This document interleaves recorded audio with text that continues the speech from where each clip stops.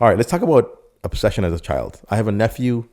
He's got this weird obsession of like buses.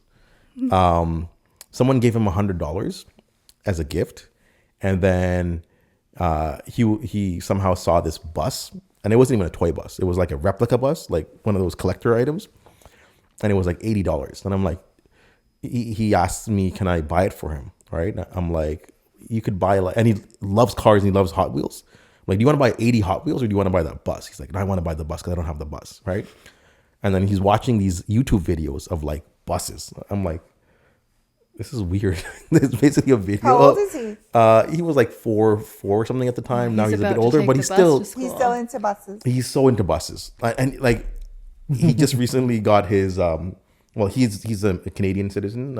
His mother, my sister-in-law, recently became Canadian. So he's been obsessing about going to America.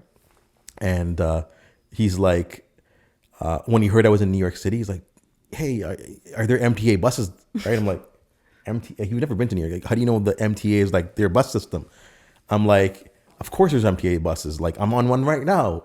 And then he's like, is it blue and white? I'm like, whoa. Like, he knows like MTA buses. Like, he knows New York City, like he's the really bus. He's really into it. He was watching, I was telling you, he was watching a YouTube video of like an hour, and all it is a bus driver just like, you know, at the main terminal, and then like he's waiting for 5 minutes while he has a smoke or whatever. And then he goes in the bus and like one stop at a time, people getting off and getting on. I'm like, whoa, that's weird. Anyways, what's your obsession as a child? What was your obsession as a child? I'll go last because I know I've said this a million times now, but having ADHD, okay, you're allowed to obsess over like one thing for only a certain amount of time, and then you flip to the next. So So you had a lot. Several. Yeah, you have to pick one. Yeah. We'll come back to you. 𝐸𝐶. Oh man, I don't know that I had. You know, it depends on the age. I used to be obsessed with New Kids on the Block.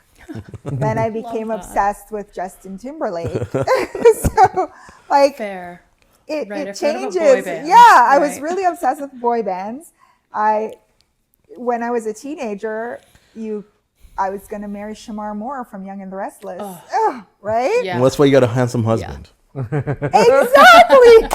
And masculine. And masculine. Right? You got your dreams. So I got my obsession. I got a. And just by the way, Kurt is one of the podcast members. You'll know when I'm talking. He's a handsome dude, and I can say that I'm married and happily married. and it is okay to say that. That's not feminine at all. That's, I had Keisha's number. I had Keisha's number. And Totally acceptable. I don't know if you recall, but basically, yes, I do. You remember the story, right? Yes. So basically, Sarah was, I think, was grade 4 and just turned whatever it was, like 10 or something like that, 9 or 10, 9. And then I think your daughter Naya came to the party, and then you RSVP'd, so you texted me. Yeah. And then a year or two later, or maybe that year, I was looking for someone, a handsome guy to do one of my commercials for my businesses. So I messaged him like, hey, awkward kind of thing, but can I have your... How'd you bring that up? Right? No, you literally text me. So I think it was for the app or something, and I'm looking for a handsome guy to be my commercial. Can I have Kurt's phone number? Wow, you're like, should I be worried? So yes, so your obsession was boy bands. Okay, yes. Very interesting. How about you? Being back home, it was being in a foreign country. Not traveling, just to live in a foreign country. Live or just to see what it is. Yeah. So a weird example, if I may, when I think it was Bill Clinton went to Bangladesh back in 90s, and my concept of North America or any foreign country was it's full of buildings, tall buildings, high-rise buildings and everything. And when Bill Clinton came, he visited farmland and the paddy land and this and that. I'm like, they must not have it there, any green in North America, right? So they're going there. It must be very new for them, and not knowing the geography, not knowing any of these things. And to me, like, because to us, is New York skyline is what North America is, right? The London Tower Bridge and this and that. So it was like, what it would be like. So funny enough, when I came here, I'm like, wow, there is green. There are lots of green. Same thing. I came in my very early 20s. And when I first went to US, went to the border, and even then I had, before going to the border, in my mind was like, as soon as I cross the border patrol, there will be high-rise building. And I'm like, I'm going to, I think it was through Montreal, I'm going to Plattsburgh, and I'm like, where are the buildings? It's all green, right? It's all Yeah, flat it's and all green. green. It's Well, so hilly, yeah. uneventful. Yeah. Well, it's interesting because I've heard of quite a few people that were obsessed with, like, from a foreign country that wanted to come to America, wanted to come to like North America, and because they were so obsessed with it, somehow it found them and they came here. Right? Yeah. And that's actually one of the reason we're having this chat is, you know, some of your obsessions, has it found you in your adult life? My obsession as a kid was like cities and like populations. I used to memorize like the top, 20 cities of the world, what the population was. Oh, really? Yes. And it was so I interesting. like that. And it was so funny because I wasn't, too affluent growing up, but I used to beg my father for a quarter because that's how much newspaper we were at the time. So instead of buying gum or whatever for 25 cents, I would go to the store across the street to buy a newspaper, and I would read it, and I would be How like, old are you? I was like 8 or something, 8 or Wow. 9. And then after we moved to Mississauga, the library had like a sale where you can buy books for 10 cents, but they were all like old books, like 10 years old. So my dad bought this almanac, right? And it had like all the populations of all the cities of the world. And I'm like, whoa, like, New York City and Tokyo. You found it fascinating as you're going but through. it was like 1979 and this is 1989. So I'm like, I wonder what the population of New York City is, right? Then I got a typewriter. It's like, we got a typewriter.